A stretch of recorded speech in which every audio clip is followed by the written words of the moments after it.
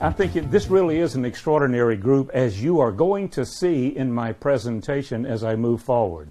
You're already doing many of the things, making many of the changes, and looking at some of the more significant events that need to occur in sales as we go forward in the post-pandemic era.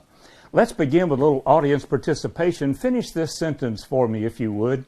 If I always do what I've always done, I'll have less than I've ever had before.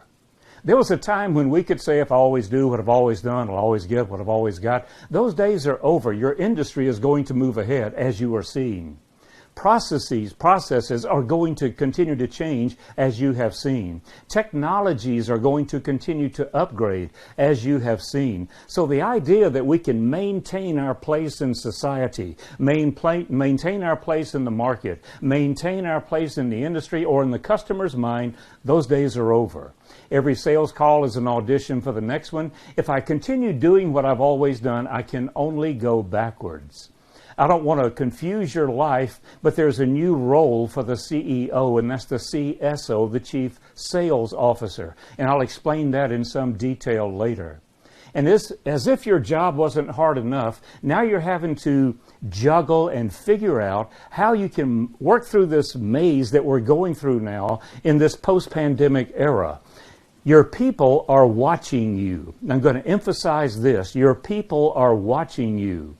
You see, none of us know who to listen to. We can't trust the press.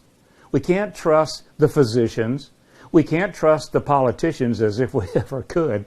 And we can't even trust our pastors anymore because the world is changing so rapidly, and we're hearing one person say it's black and one person say it's white. We don't really know where to look. How many of your employees, how many of your direct reports and your other employees look to you for guidance in areas outside of your business functions? This is one of the critical roles that CEOs are playing today. The ideas that I've heard shared this morning already are actually extraordinary. They're deeper, they're broader, they're wider than what I typically hear. And so I want you to continue to encourage each other. And when you listen to another member of this group talk about doing things like supply chain selling, I don't sell to my customer, I sell through my customer. And maybe I sell 2 or 3 levels down. When you hear that kind of information, ask yourself, is this something we need to consider? The answer is yes. And then how can we go about capitalizing on that concept? We're looking at things like sales analytics, which are going to a whole different level now. And as we look at the changes that are happening in sales, we have to ask ourselves, what will we do differently? And that's why I'm here this morning. I don't have answers for you, but I have some ideas that might stimulate an idea in your mind.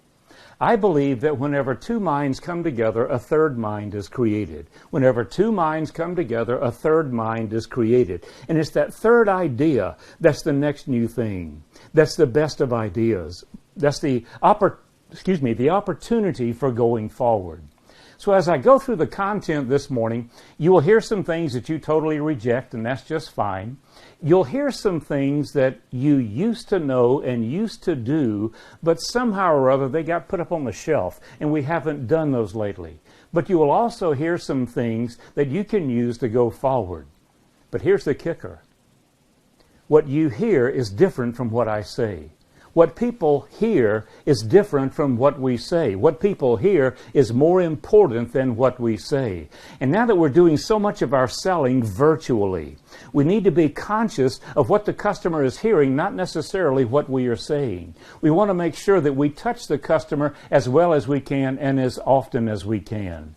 By show of hands, how many of you are in sales? Could I see your hands? There are 2 types of people in the world, those that know they're in sales and those that don't. So let's try that again. How many of you are in sales? And how many of you are in customer service? And how many of your employees would raise their hands if I asked them that question? Can an entry-level employee in your organization chase off your best account? And maybe with all good intentions. So we want to look at how we change our focus in sales going forward and how we can modify what we are teaching our people. The single most important function of sales is to teach. The single most important function of management is to teach. The single most important function at the leadership level is to teach. It's not your job to do. It's your job to clone yourself, to put confidence and competence in the hands of your people so that they can pick up the ball and run with it. Some of you are fighting government regulation. Oh my gosh. One of the Chuckisms that I live by is no person should be allowed to run for public office until they've had to meet payroll. If they've walked the floor Thursday night trying to figure out how they're going to pay the employees on Friday, they are qualified. But unfortunately, you and I are guilty of putting attorneys, people without true business knowledge and experience, into those positions, and they simply don't know any better. And that's changing now. We're seeing now that the politicians are beginning to say, whoa, all this debt stuff, we can't manage that. All these riots and changes that are happening, no one could predict the COVID. So now they're beginning to turn to people like you, and they're asking for advice. The ones that aren't asking, of course, are going to be the greatest losers. The ones that are asking are going to be the greatest winners. So that's my philosophy going into sales. Frankly, I don't believe in the price objection. How long do you have to stay in sales before you hear the price objection? One customer. The price objection is rarely, if ever, valid. A Chuckism that I put on your handout, those of you that have one, Chuckism number 6 is the one that I live by. In the history of recorded time, no customer has ever said, your price is too high, and meant it. When the customer mouths the words, your price is too high, what is the customer really trying to say? I don't perceive the cost as equal to the value. I don't think my problem is as expensive as your solution. There's dozens of things they're trying to say. And if we just hear your price is too high and all I know how to do is to cut my price, that's the only alternative that I have. So what can you teach your people that will help them go to the next level?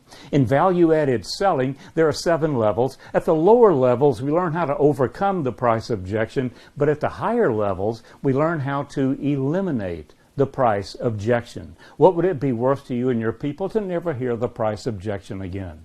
So I'm going to move into some content that'll run right up to the break, I believe, maybe a little bit beyond. We will stop, take a break, and then I'm going to have a session of Q&I, not Q&A, but Q&I. Q&A would imply that I have the answers. I don't. I have some ideas. That's why I call it Q&I.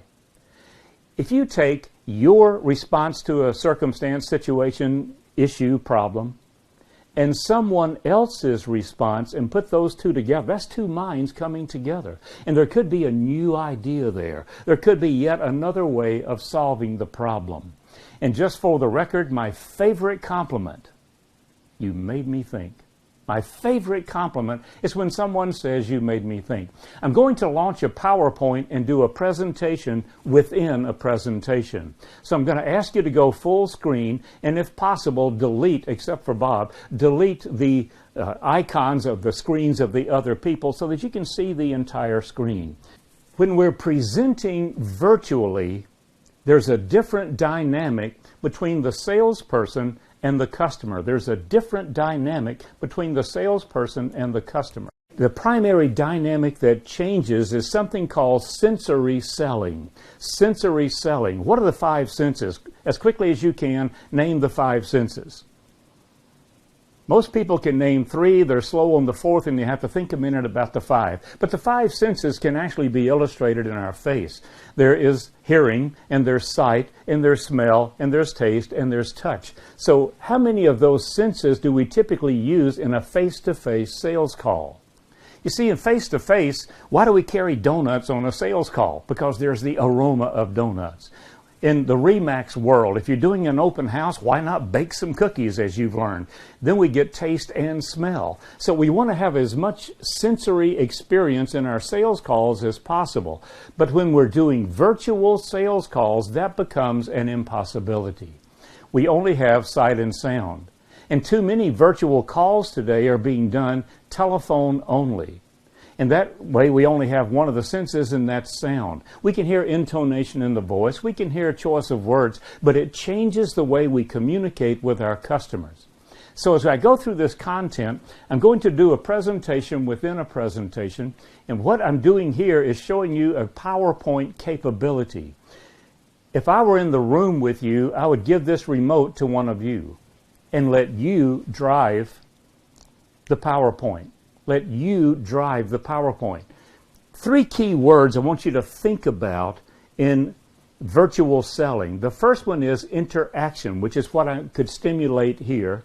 The second one is outcome. What is the customer's desired outcome? And that's changing.